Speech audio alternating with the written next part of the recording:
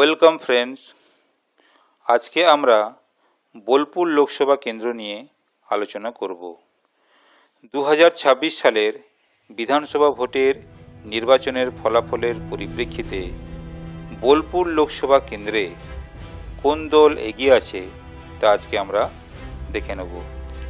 বোলপুর লোকসভা কেন্দ্রে 7টি বিধানসভা কেন্দ্র আছে।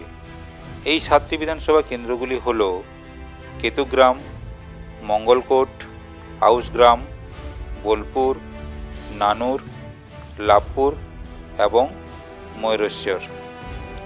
এই 7টি বিধানসভা কেন্দ্রের মধ্যে বিজেপি জয়লাভ করেছে 5টি বিধানসভা কেন্দ্র এবং টিএমসি জয়লাভ করেছে 2টি বিধানসভা কেন্দ্র। এবার এই লোকসভা কেন্দ্রের 7টি বিধানসভা কেন্দ্রতে বিজেপি এবং টিএমসি টোটাল কতগুলি করে ভোট পেয়েছে আমরা দেখে নেব।